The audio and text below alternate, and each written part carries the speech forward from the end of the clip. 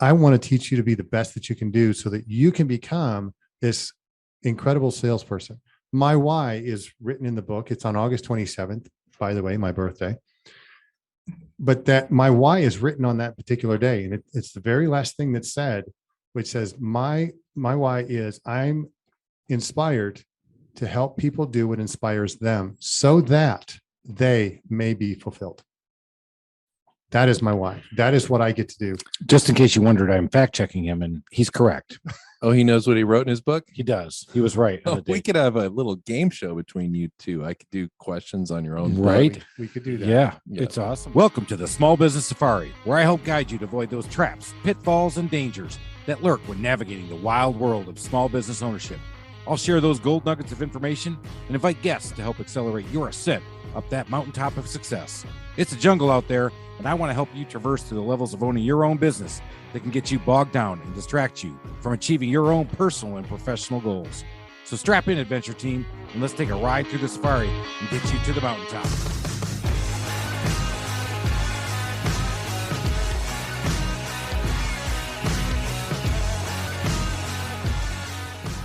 Hey, everybody, it's Chris again. Welcome to the Small Business Safari. And today we're going to have Michel back on to talk about the Red Chair Experience. He is the author of the Red Chair Experience, where if you haven't had a chance to go out there and take a look at it, it's meant to be a daily reader where it gives you daily inspirational advice. You'll see a lot of very thoughtful comments and conversations in there. I've really enjoyed taking a look at some of this. I haven't read the whole book because it hasn't been a whole year since he's given it to me, and I'm trying to stick to it, or I don't have the time for it. But I've been trying really hard. I'm trying to stick with it as much as I can. Chris gives us a lot of great information around sales training. But in this next episode, we're really going to start focusing in on something that I think is very interesting. The culture of your company is there. And I had somebody tell me once, is the culture of your company a morgue or is it a party? And I bring that up in this episode because I really like that phrase.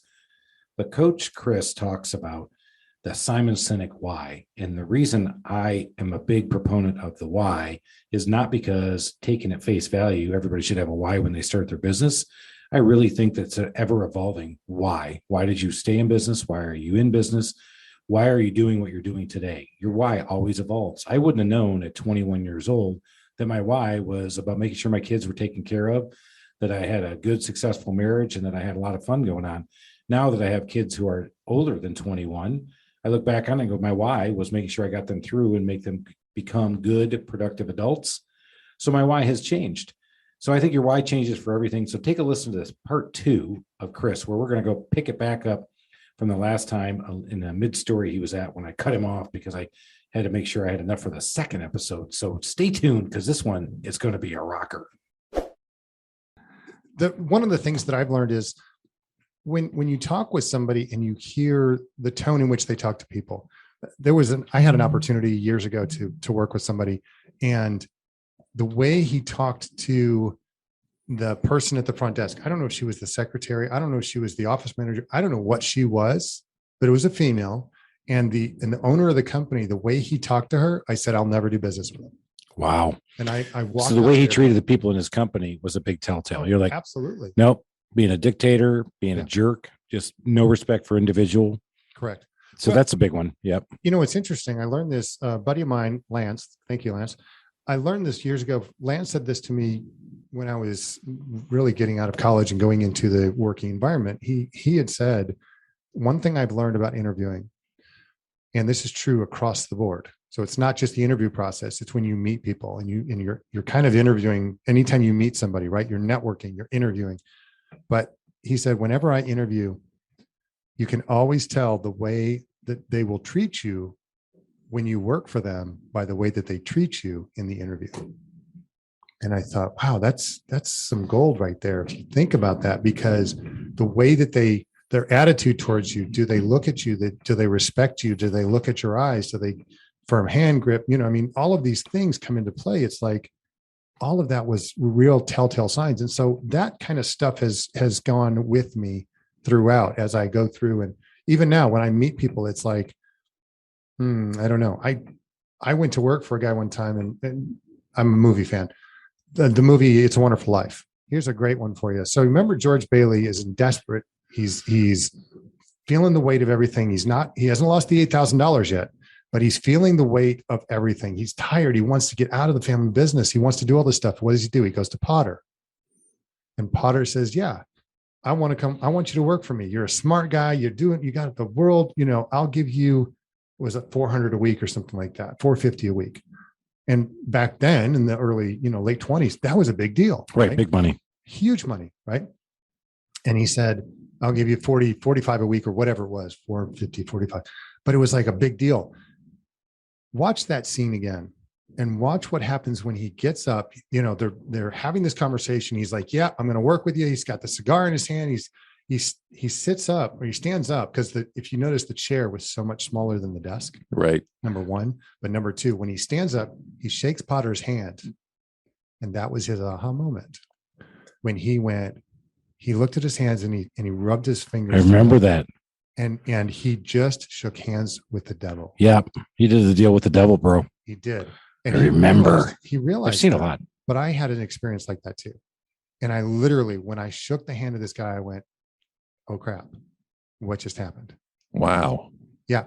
And it was one of those aha moments where I just went, oh, what did I do? And I worked for these guys for a while. So people say that's intuition, right? Or that's, you should just be able to read people, the sixth sense. But I mean, again, back to being process focused or coaching or coming in to help people, you got to help them read that stuff, because we all know what a slimy salesman looks like. We call him the used car salesman. And no offense to my uncle, David, who used to be. Can you imagine trying to be a cool used car salesman with all that baggage? It's got to be rough. Oh, yeah. Yeah. Yeah. I mean, how do you overcome that? You today? Yeah. No way. No. I mean, that you might as well be a copier salesman right now. Because who's making copies? Hey, do you guys need some copiers? Yeah, no. Hey, Harry. He didn't mean that. Sorry, Harry. I had a door-to-door salesman hit me By the way, this week. we still haven't asked one of your questions, buddy. Oh, yeah. There's 7 of them. We'll get to them, Coach Chris.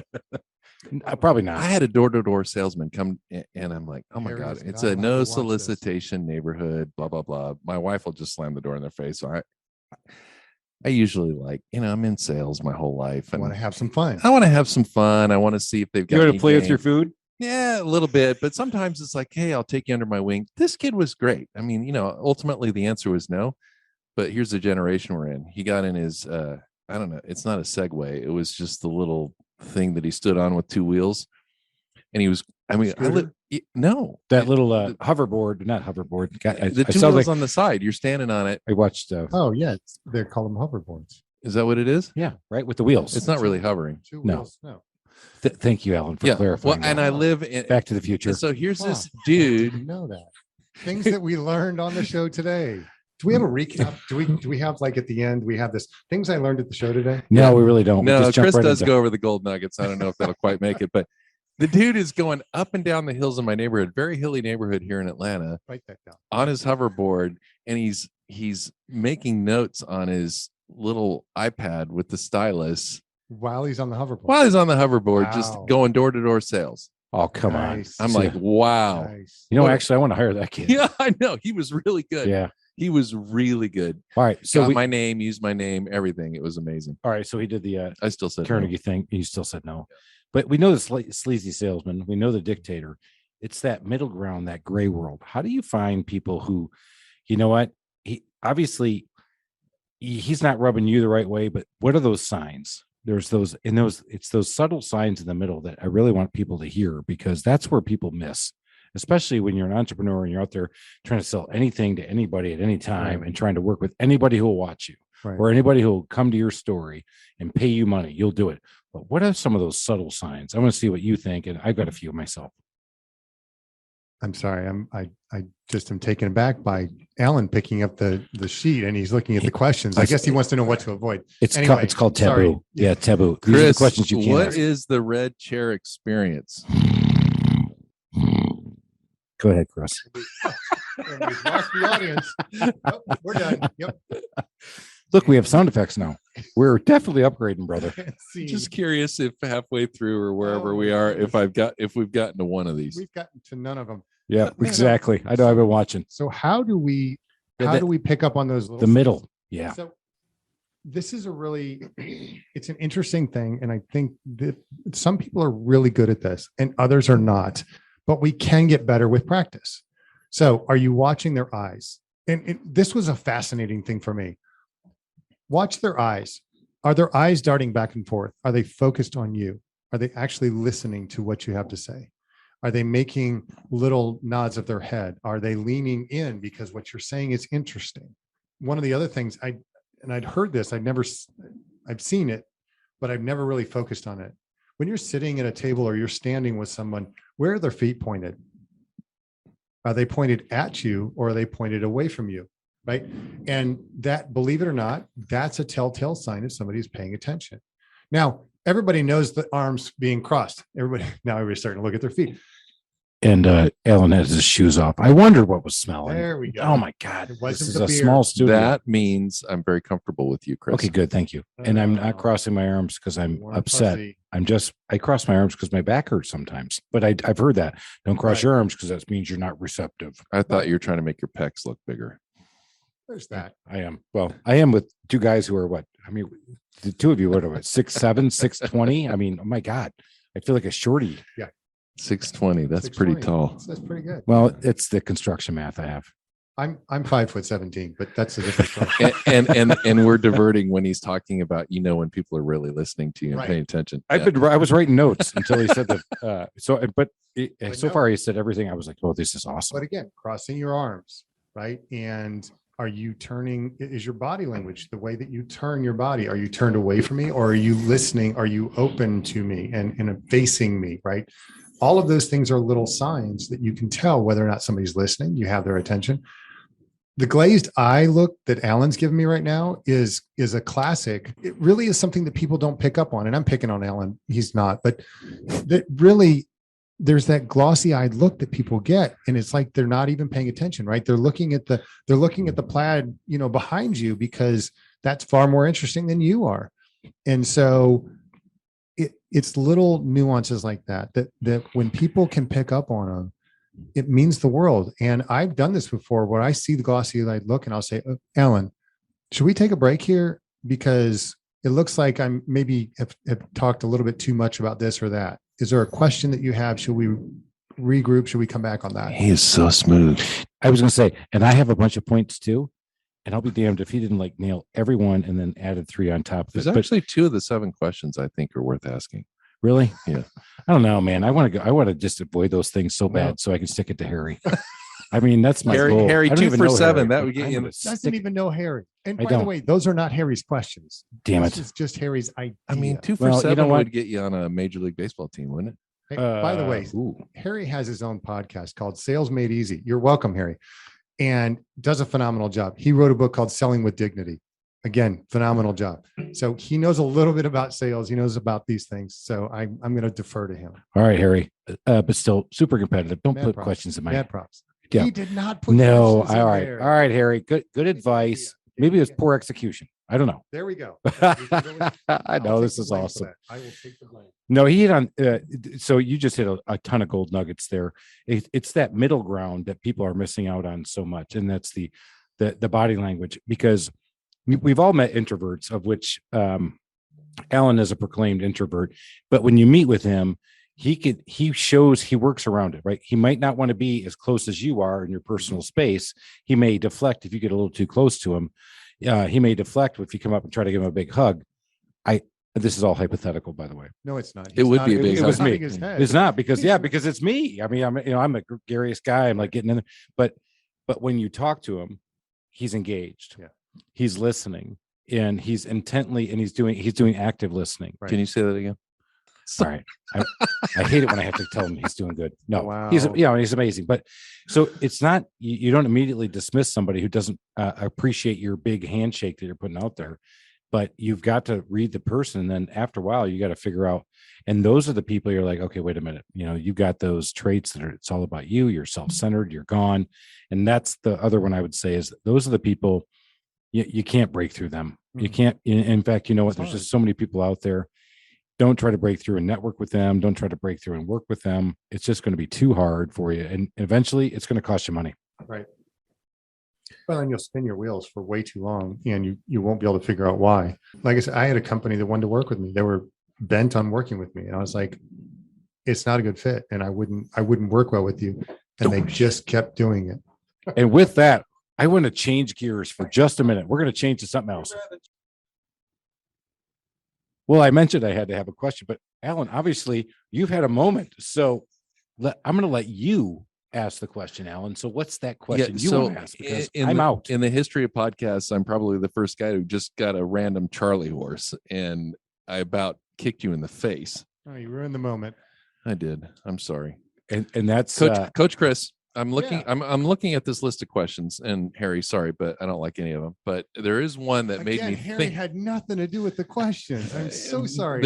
Harry's taking the L today, baby. Harry's taking the L. Well, there's one on here So sorry, that made buddy. me think of something else. Okay. And when you are a business owner who maybe somehow comes to the realization that they need help, which I think in and of itself is a big deal. It's huge.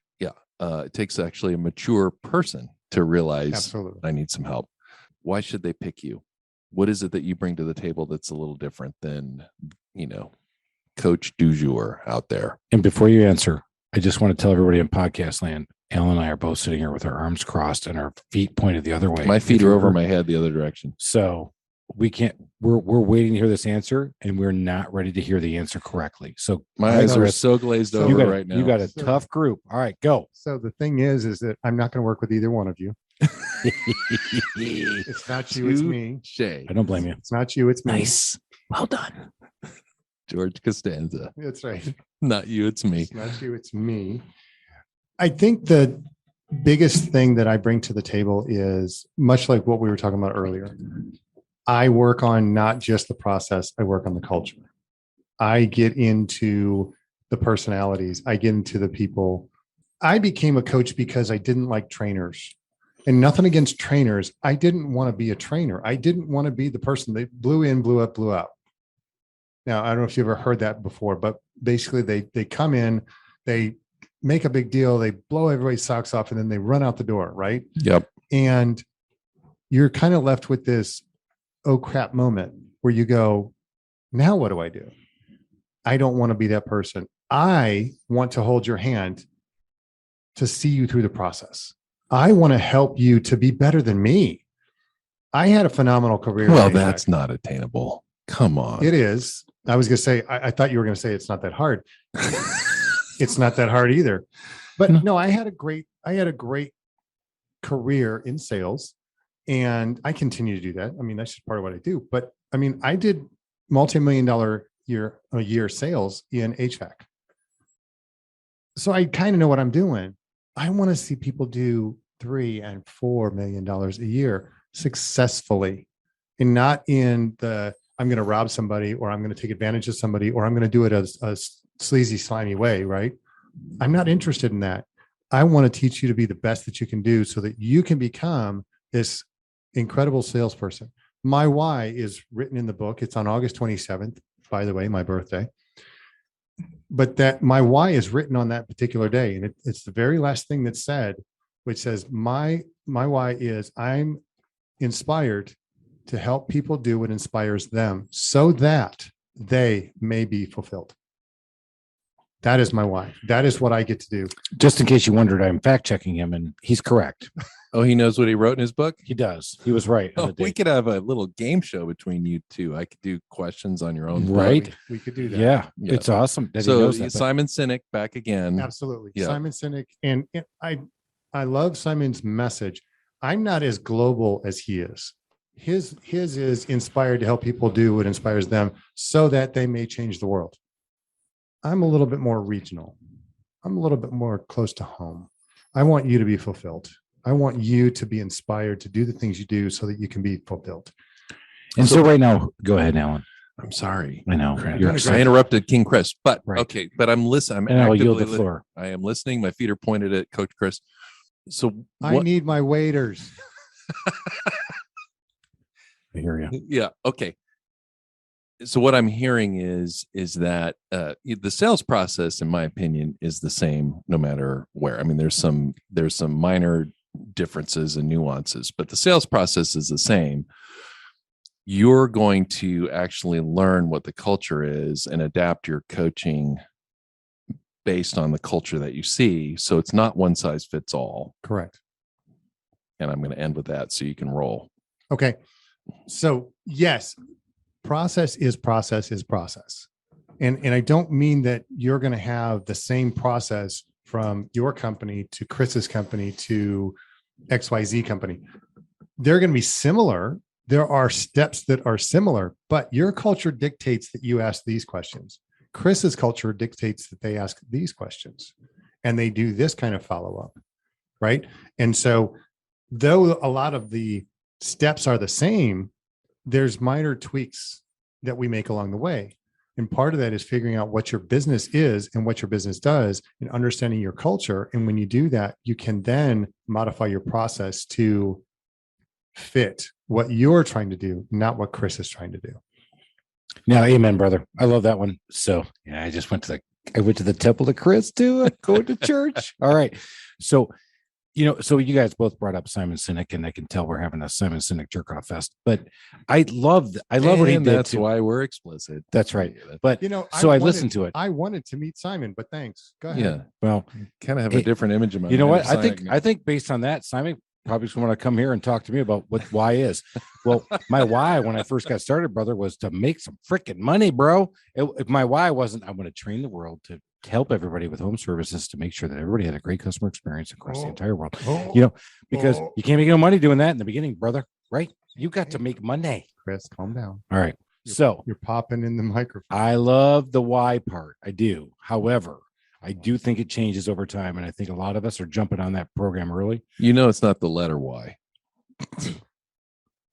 Hey, Simon, I'm so sorry. I just went off on the whole tangent. I was thinking it was the alphabet. And now I realize that you meant the question why, the open-ended question why. Oh, now it makes more sense. Thank you, Alan, for letting me know that. So we go back to this. I think our why is always evolving, though, because my why at 21 was not to have a family and provide for my family. My why was to get out there and do whatever I got to do. And then I had this family, I had this great career, and I had this awesome opportunity, and I was making more money than I probably should have. And I had that corporate world life, and I was just loving it. And you can all read that in my book called From the Zoo to the Wild. Chris Alamio, you were a big deal. That's chapter. It was a big deal. Yeah, okay. So where did it all go wrong? So, but my why was that. Welcome to the club, Coach Chris. You're officially a regular guest. You know what? Nice. Sorry. I don't like it when I get tag teamed. The king has brought in the executioner. Look out, everybody. You're not on the podcast, but you'll see. Thanks for joining us, ladies and gentlemen. So, but my why turned out to be that way. And I think if you're always in search of your why, I don't think your why at 21 is the same why at 30, at 40, at 50. I think your why is always evolving. And that's the one thing that I think people who only listen to a little bit, again, back to our microwave world, they only listen to the top line of the Simon Sinek why. Right. But if you listen to the whole thing, you'll see that it's ever evolving. And that's the part I do enjoy about what he says. And I actually, Simon, yes, you can come on my podcast. I'll let you if you want to. Generous. But, because Coach Chris is regional, but we're worldwide, Mr. 305. Let's go. All right. Anyway, Can you actually tell from the numbers that we actually have people who've listened from other countries? Yes, we actually have people. So we're here in Atlanta, Georgia, but we actually have people who are listening to the UK, India, China. What about Australia? Yes, Australia. South Yes, that's Africa? another one. I don't think I've seen South Africa yet. I'll work on that for you. Thank you. I know some people. Hey, you know what? Oh, now Coach is talking my language, huh? Hey, I got a guy. I know somebody. I know a guy. But I think your why is ever evolving. And that's the part that you've always got to keep reassessing. And which is why I bring up every year, I go back for the business plan, not just about my business, but also I have a business goal, I have a personal goal, I have a legacy goal, and I have a professional development goal, right? That's what we have to have. And I think you've got to keep doing that every year, because if you want to be intentional and get there and get yourself to be at a better spot, you got to get there. And you can tell that Coach is bringing that on. Coach Chris, how many goals can you actually have and actually try to target them all? That's an interesting question. Oh, there you go. That's the first interesting question we've asked today.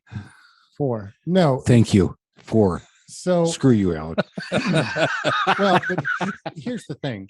I know where he was Our- going with that. our You brain- don't, though, Coach Chris. Our brain is actually designed to handle up to 7 things. We Plus- got a couple more goals you could throw plus- on there, Chris. Plus or minus 2.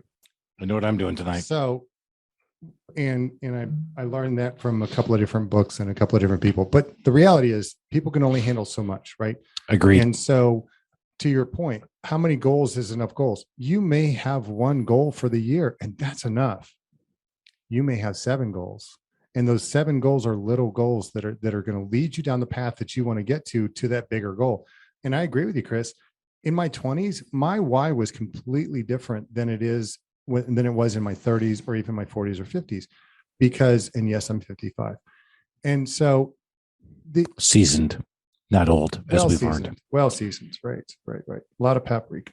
Somebody else is more seasoned than that, by the way. But we'll continue. But I digress. Where do I put this plug? Yeah, exactly. Thank you. Somebody else finally gets it. But I think as we move along, we can have the same undertow, if you will, right? Our why could be the same, that we want to help people, that we want to see people succeed, that we want to do these things. But to your point, Chris, we've got to have that why that fluctuates with, hey, now I've got a family. Now I'm married, or now I want to travel the world, or now I want to, right? And so those things come and go in our life. I enjoy doing Habitat on the weekends. I'm at that time in my life where I know enough, I can swing a hammer, and I just love building houses. Yeah, that's cool. I'm not saying because if you had that same why at 18, you were singularly purposed and you made it happen.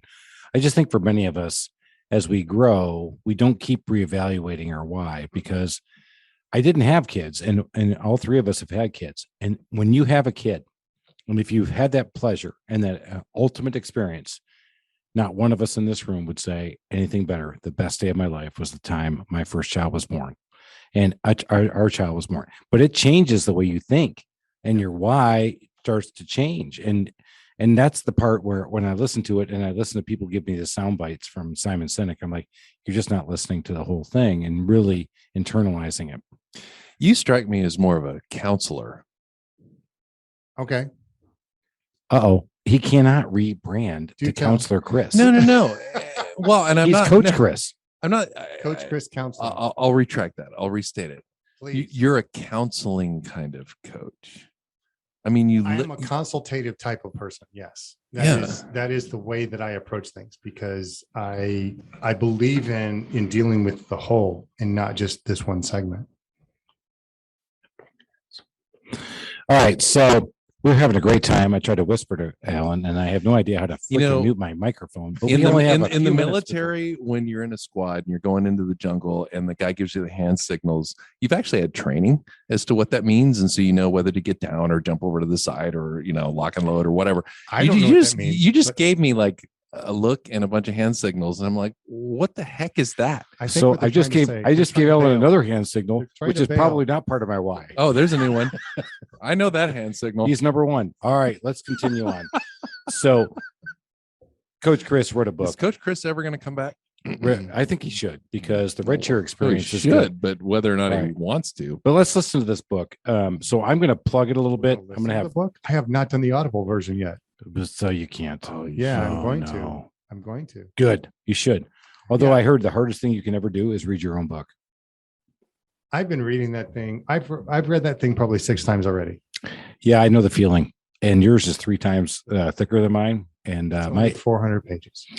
It's only. But let's talk about this book for a minute. It's called The Red Chair Experience. Right. And Chris's has lots of pictures in his too. And I have lots of big pictures and crayons and King Chris, not it's Coach King Chris. And it's all any pictures in his. They're all different kinds of books. And before I get to Chris's book, I want to talk about one of my favorite ones that my mother used to read to me. It's called Alexander and the Horrible, No Good, Very Bad Day. Yeah, I know that book. Alan? I know that book. I know that book too. So we know that book, and that book, my mom used to read that. Are you to having me. a bad day today? Is that what you're trying to say? And I didn't have a bad day today because today is Tuesday in home services. But if you ask me on Monday, it's Christopher and the horrible, no good, very bad day. So she used to read that to me. And it's a very short story. It's only 20 pages, very impactful. We both remember it. Now, my book's a little shorter than 400 pages, but let me tell you about what I learned from Chris's book. And that's Coach Chris. I actually took about the amount of time I will read any about a book at a time. I took about 30 minutes. I read it and I went through and I just started picking through it. Here's what I love about your book. It's built by day. Mm-hmm. And if you don't want to listen to that day, it's today. You know, I had 30 minutes and I skipped through it and I went through, I went through like, I guess 30 days and 30 minutes. And so I was cruising, but I moved around looking for things. And a couple of things really hit out. Number one, he's thoughtful. Number two, it's an easy read. It's not 400 pages of War and Peace. It's not 400 pages of how the economy needs to correct itself and get into all the different factors and what has to happen. It's a deep read, but it's a deep read by day. And that's the kind of thing that when you think about bringing somebody in to help you work on your business and you bring this into your company or your culture, this is kind of the book that I see could be something where you go like, guys, we're going to have a book club and we're going to do a book club like once a month. And what did you guys read today? And what was the most impactful passage? And for some, maybe a couple of them don't hit right. But for me, a couple of them hit right. He talked about networking. He talked about loss. And we've talked a lot about loss. And, obviously that's a big deal for us right now. And Coach Chris has had quite a bit of loss in his life, but the way he's responded to it and done his thing, when you start reading this book, number one, he's authentic. Number two, it's short. It's not sweet. It's short and impactful because not everything has to be sweet. So tell us a little bit more about how you wrote that book and what's sitting there for us. Sure. So I want to do something real quick.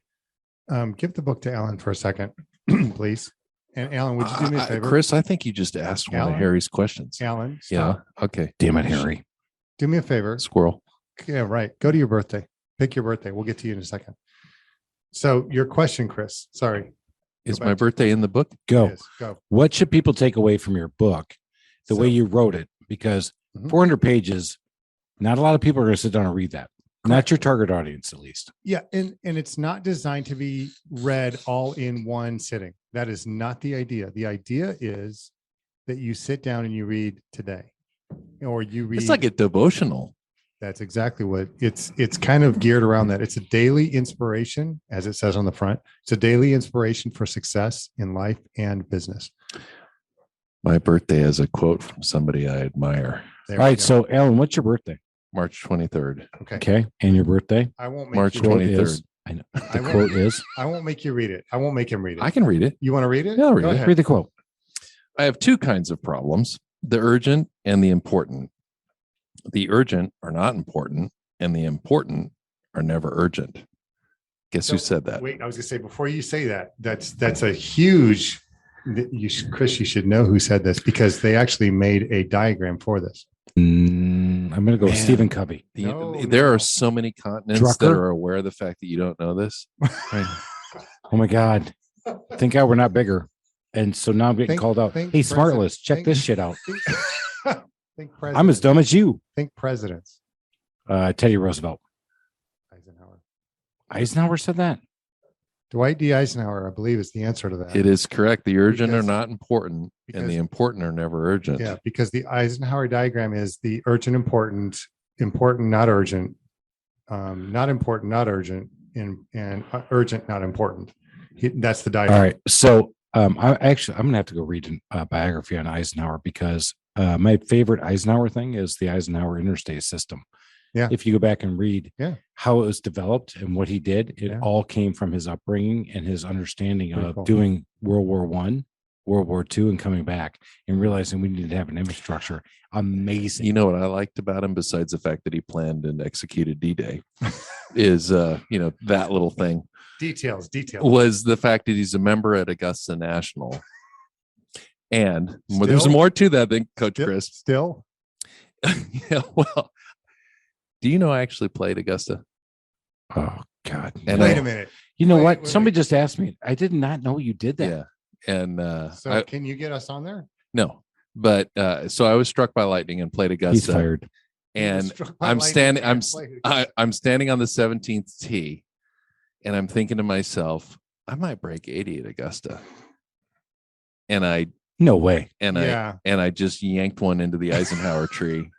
And That's why they call it. That's right. That's oh my gosh. and I that's so fished. right. I finished triple double and shot an 83 from the members tees, not the pro tees. Yeah, I know, but still. Wow. But what Still- was amazing to me still that's so not hard. the point of the story, because I don't tell very many people that. Now I've told everybody that. But Well, Everybody. Eisenhower There's is three a listeners. member at Augusta after having helped win World War II against the most evil in the world. What, you played Augusta? I've known you for how long? And this is the first time you're telling me we played Augusta? When I tell people This I is played hallowed Augusta, they look at me differently. Well, It is really yeah, weird. as they should. Yeah, well, like I had one of my childhood friends when I became fairly successful in the corporate world. Suddenly, our relationship was strained because I made a lot more money than he did. Hmm.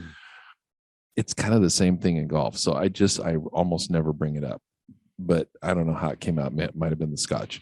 And but what You can't see me. on what I love podcast about tonight, but Eisenhower, and I'm so bad. thankful, Yeah, Coach all right. Scott. I mean, you're Coach just Scott? like or Coach Coach Chris. I'm sorry. Wow. Coach That's the Chris. bourbon. Liner notes. Hello.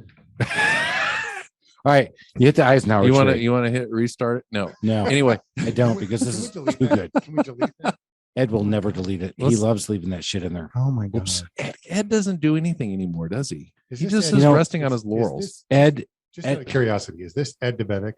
no. No, Ed- I know who that is. Hey, no. This is Ed, our production You're engineer, welcome. aka my operations manager, aka Thank my you. go-to. So, Coach Chris, Thank you, Ed. I keep wanting the two of you to have different names, but I can't I make know. I can't make that work. I'm not giving you my middle name, but go But ahead. what I do love about the fact that in your book, which I already love because on March 23rd it has a quote from Eisenhower, who I think is amazing. But I think it's really cool that Eisenhower did what he did as a leader. Very, very, very difficult thing. And then he retires from the military and he's a member at Augusta National. Right.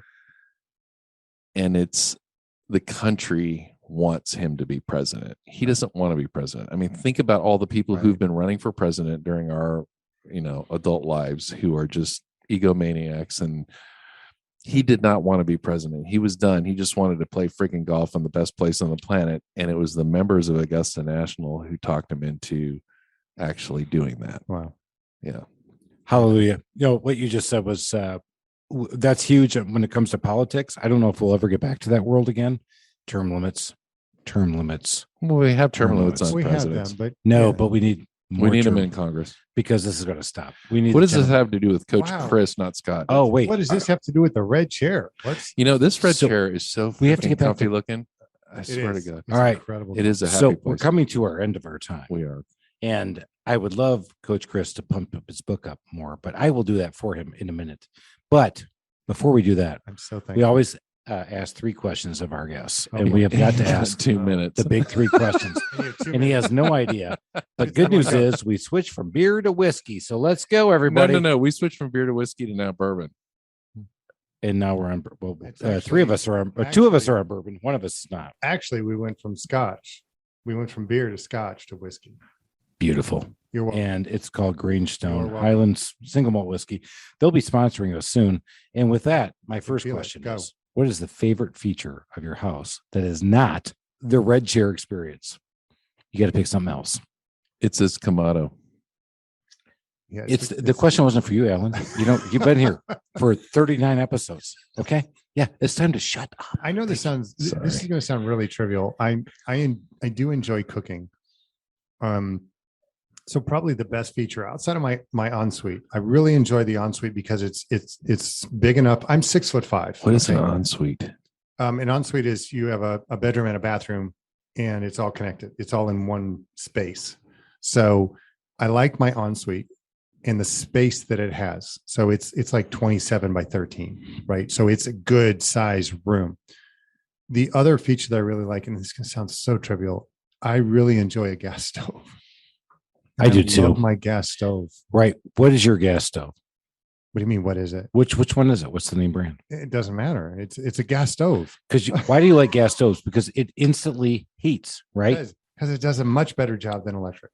Right. Me personally. I 100% agree. I can't tell you how much I love that, because we got a place up in the mountains, and we can't have gas up there because we rent it out a lot. So when I go up there and we're up there as a family, I have to switch my entire cooking mantra because it's all electric, and I cannot very figure it different. out. So anybody out there listening who knows how to get the electric stove to work like a gas, or what I should do Switch to differently, let me convection. know. Yeah, switch to a convection, to a what it was, the surface ones that Yeah. heat up. Convection, isn't it? No, it's induction. Induction. Thank you. Ooh, big Wow, words. big words. Look at All you. right, sorry. Question Dropping number- engineering. Number question two. Okay, I'm done. What is your- see you guys? Biggest He's customer out. service pet peeve.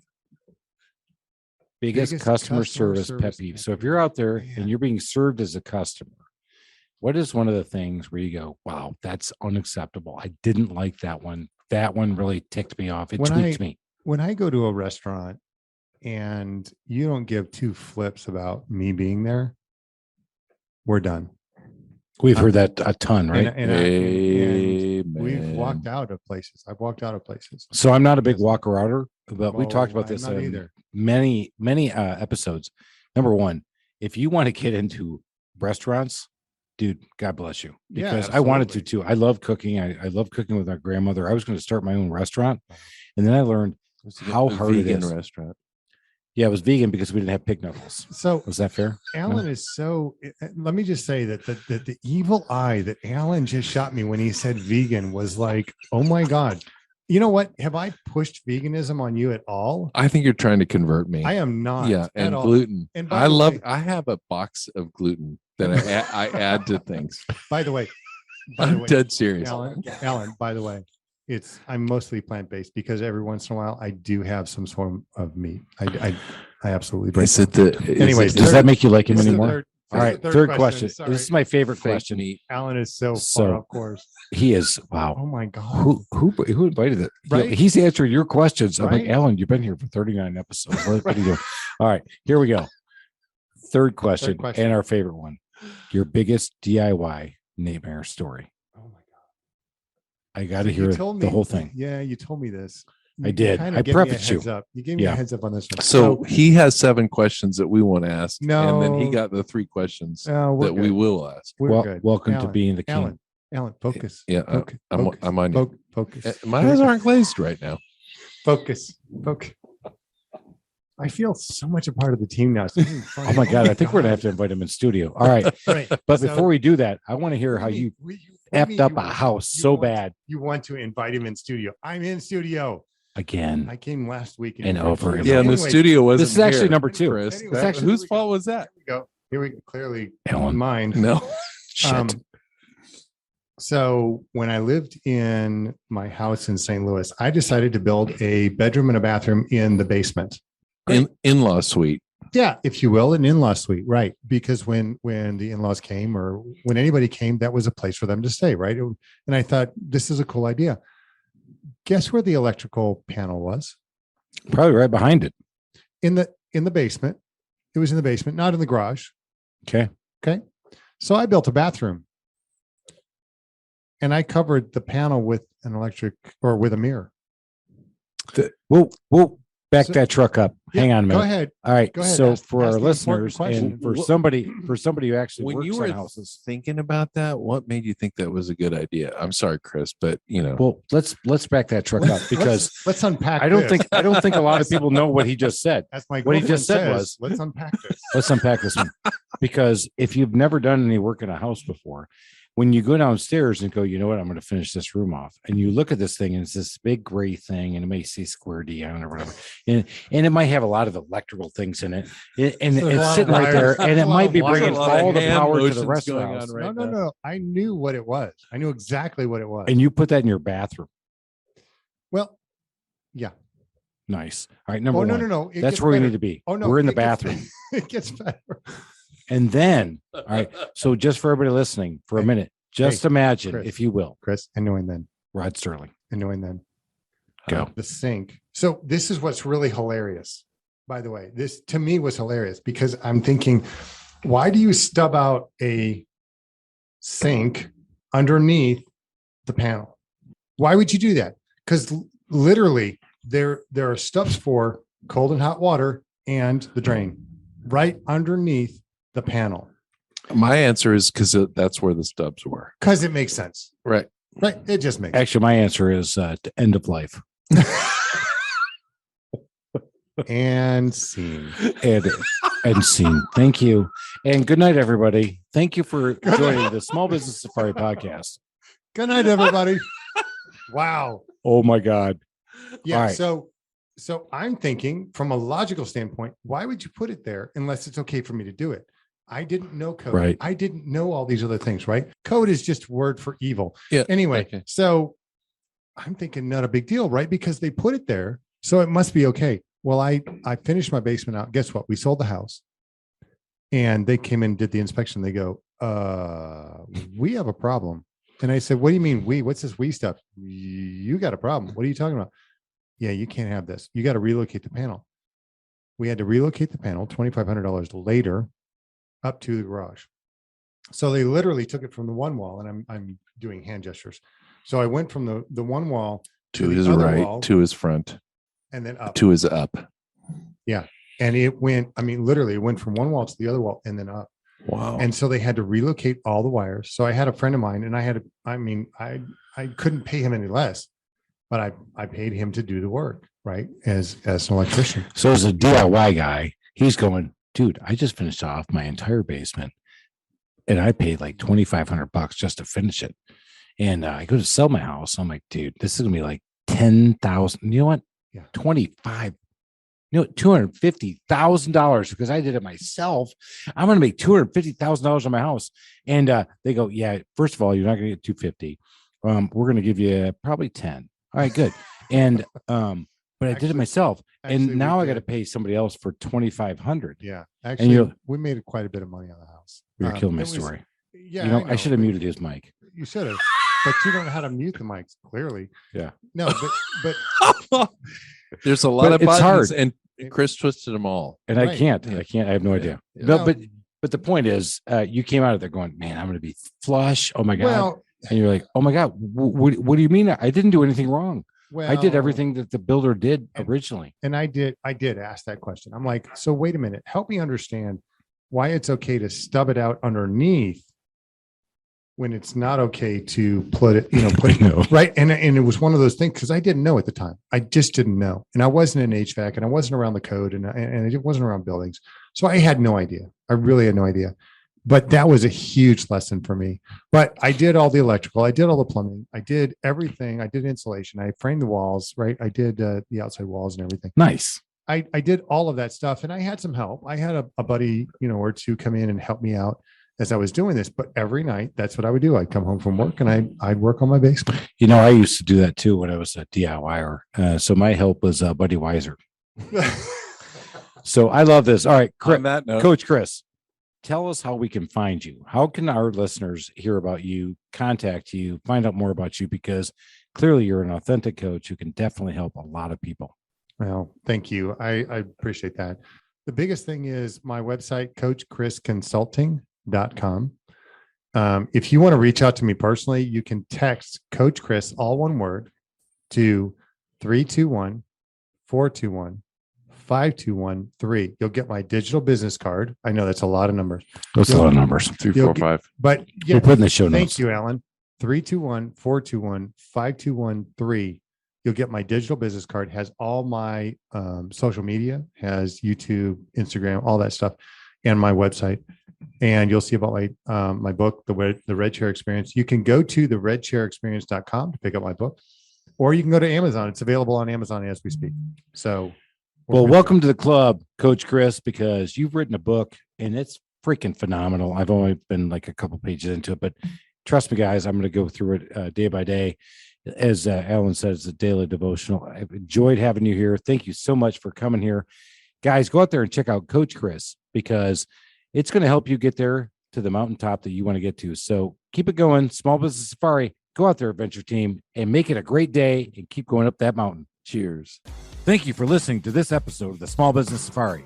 Don't forget to go out and rate, review, and follow me. And if you like this episode, go out and check out my other episodes or check out my Instagram, Facebook, or LinkedIn for other great content. And remember, your positive attitude will help you achieve your higher altitude in the wild world of small business ownership. Until next time, make it a great day, Adventure Team.